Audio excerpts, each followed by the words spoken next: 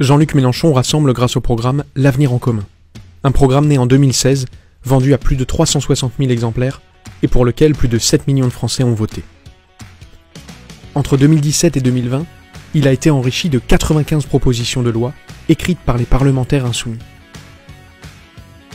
Lorsqu'en novembre 2020, Jean-Luc Mélenchon est investi candidat, il lance un processus de consultation et de contribution et appelle citoyens et organisations à y participer.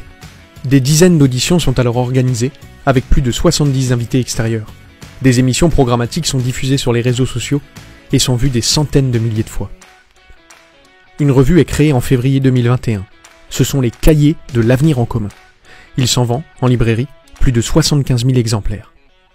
De plus, près de 10 000 questionnaires citoyens sont complétés et renvoyés à l'équipe programme, qui les analyse et tient compte des résultats pour l'affiner. En août 2021, un sondage fait par un institut a porté sur 42 propositions de l'Avenir en commun. Il confirme que le programme de Jean-Luc Mélenchon répond aux attentes des Français, puisque les propositions testées recueillent entre 57 et 89% d'opinions favorables. Des synthèses des 5000 contributions provenant de citoyens, d'associations, de personnalités scientifiques et intellectuelles sont publiées en septembre 2021.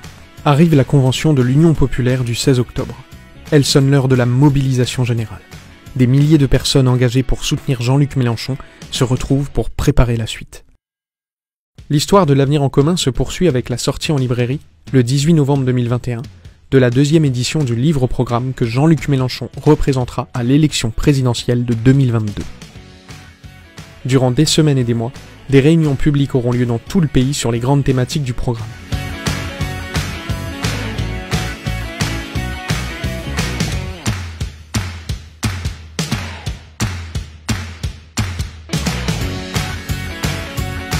Les élus et orateurs nationaux se déplaceront partout en France pour animer ces événements. Des millions de tracts seront diffusés lors de rencontres avec les citoyens pour faire connaître les propositions et convaincre que notre programme fera l'union populaire pour gagner en 2022. Le programme sera encore développé. Des plans seront élaborés sur les grands sujets d'urgence et de transformation profonde. Par exemple, un plan alimentaire ou un plan d'1 milliard d'euros pour les femmes. L'Avenir en commun est un programme de rupture avec le système actuel.